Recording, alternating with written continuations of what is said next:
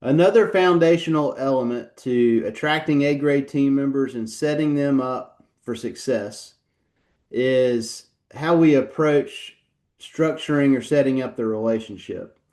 So I know that most trades businesses don't have a written job description for every single role in their organization. So if you don't, then that's a good first step maybe. But if you want to skip that step and just get to the good stuff, the right way to approach this is to actually develop and spell out a positional agreement or a positional contract, however you want to call it, a positional agreement for each role that you have in the organization and each role that you will have in the organization.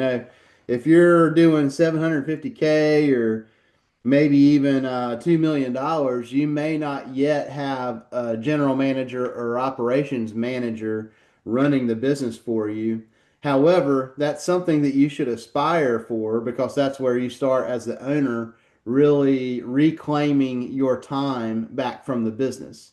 So, wherever you're at, having positional agreements in place is foundational to setting up the relationship with your team members.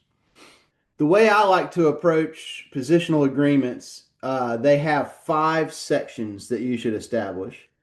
Section one is what the company expects of you in this role. This is where the general job description stuff can go. And in particular, we want to describe what strong performance in this role looks like, including how we're going to measure that. So KPIs, that stands for key performance indicators.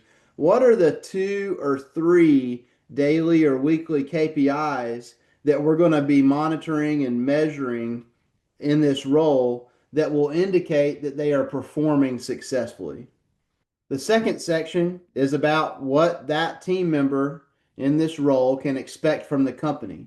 So this would include the compensation agreement, what you come to terms on, whether it's hourly pay or salary, and if there's a bonus structure in there or commission, whatever the case might be, that's detailed here. What's also detailed here are other benefits. You may or may not have insurance that you're offering, but there are other benefits to working with you and your team and your business. So those benefits might include, hey, we have a variety of work every day. You're not just standing in one place like in a factory and doing the same thing over and over for 8 hours until you clock out, right? So a variety of work is actually a benefit. If you work outside, a lot of our trades businesses work outside part or all of the time. Hey, to the right person, that's a benefit, man. I like to be outside. I like to, be out in the weather and have the fresh air. So that's a benefit. So come up with a list of benefits. The good things about the type of work that you guys do. I remember when I used to frame homes during college. What I really enjoyed about one of the benefits of that was, man, when I looked in the rear view mirror driving away from work every day, I could literally see all the work that we had done. It was like really tangible, really visible work. It's like, hey, I built and framed in a whole next story of this house, and that made me feel good. So, there are benefits to everything that we might do for work. So, listing those out in this second section is important. Section three is describing all of your core values in depth. So let's say that you've got, I'm just throwing something out there, integrity, excellence, teamwork, and communication are your four core values that you've selected that you're really making decisions for the business based on how people exhibit those core values. Each of those core values should have a full paragraph, maybe two paragraphs if it takes it. So a full description on what it looks like to act and work with integrity while you're here, and what good communication and teamwork looks like, and excellence. So this is an area where you can really describe what you're looking for in attitude and mindset. It's one thing to measure performance, and that's what we're detailing in section one here. It's another thing to be able to really pinpoint and manage effectively the attitude and mindset of our team and measure it. And that is what section 3 is all about. This is how we're going to measure the attitude and mindset of our team members.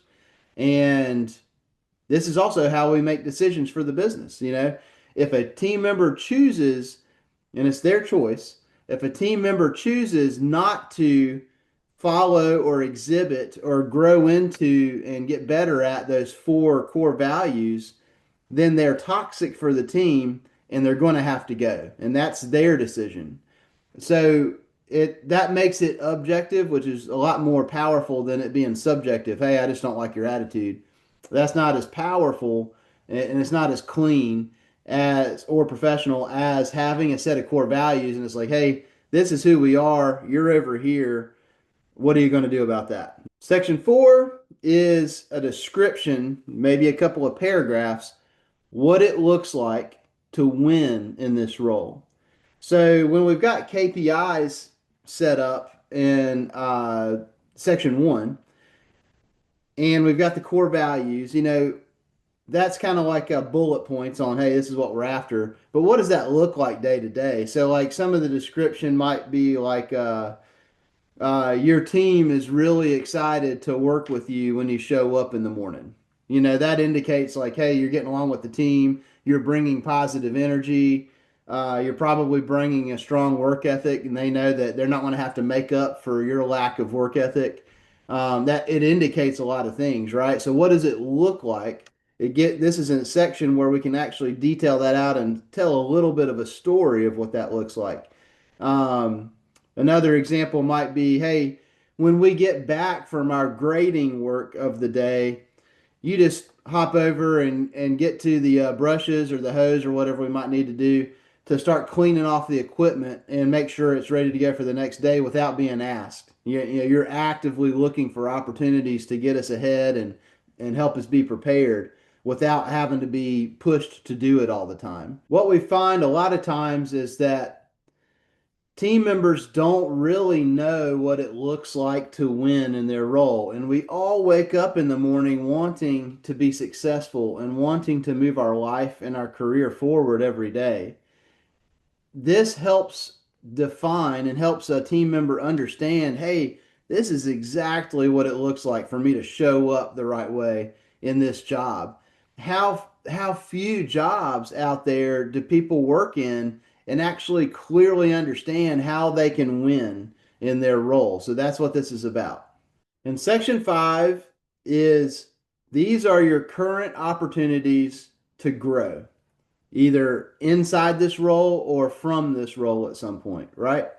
So the reason I use the word current here is because your business, if it's actually growing, you should have additional opportunities coming up in the future, maybe that you don't even identify right now that are going to be possible for a team member, right?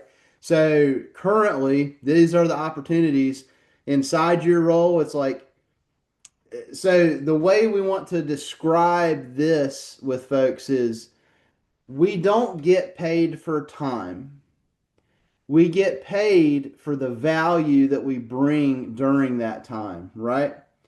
So if you want, like we're talking to our team member here, if you want to increase your earnings inside this role, if you want to earn an opportunity to be promoted or take part in a new role at some point, then you can indicate that to the company by stepping up and doing more than what you're asked to do, and we will notice that because of our review process that we use.